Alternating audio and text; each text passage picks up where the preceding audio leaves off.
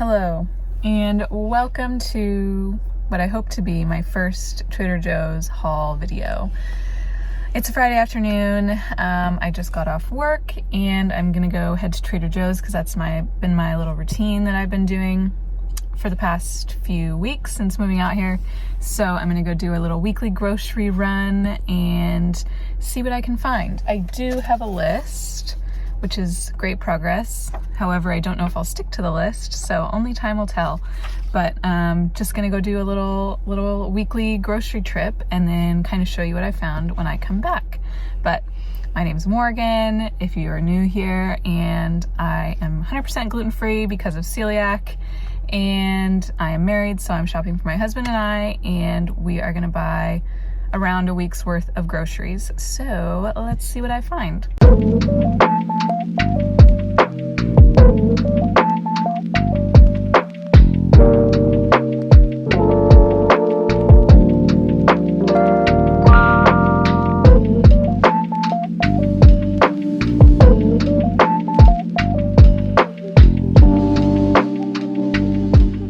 Run at Trader Joe's, and as always, there's always like a few things that I couldn't get or couldn't find or something.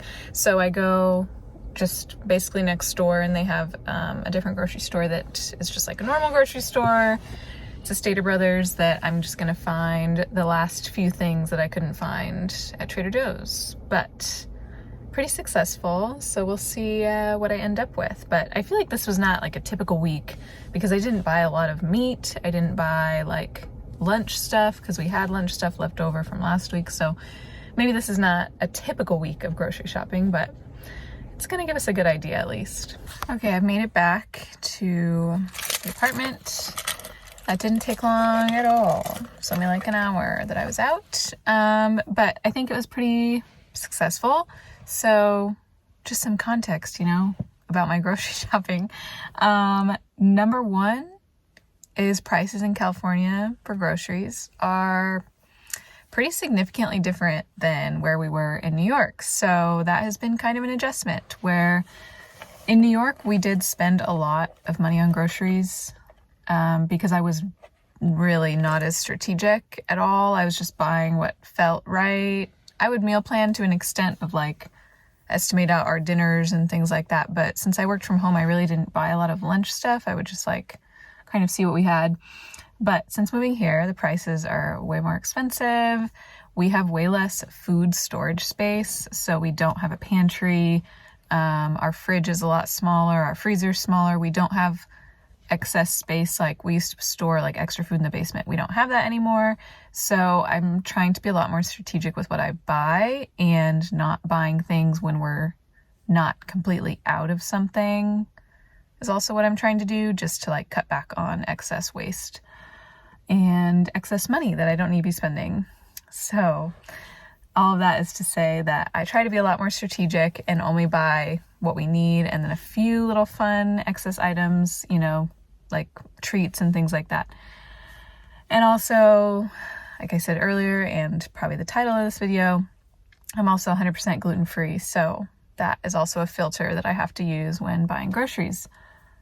Also, our groceries are kind of interesting because we do a meal subscription every week as well. So we do Hungry Root, and so that gives us 3 dinners a week. So I'm only really buying for like 2 dinners because we go out at least once a week during the week.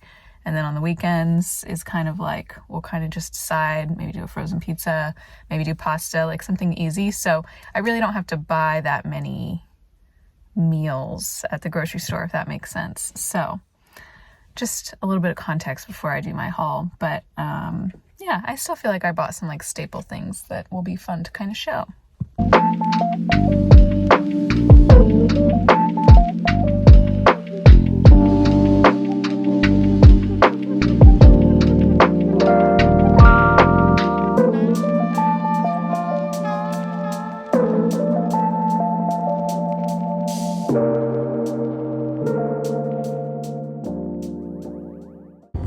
Okay, this is not as much of a haul as I thought, but that's okay. Okay, first up we got ground beef burgers so we can make burgers this week, some turkey breast lunch meat, chicken breast, decaf green tea, these gluten-free Brazilian cheese bread, which are really good. This is a new item, brown sugar boba mochi, gluten-free. I'm not a big mochi or boba fan, but we'll see how those are. They're like individually wrapped. Green bell pepper, onion, these little gluten-free chocolate rice cakes. Those are pretty good for like a little treat. Some strawberries, 2 packages of gluten-free cookie dough because I have not been able to find this in like 3 weeks.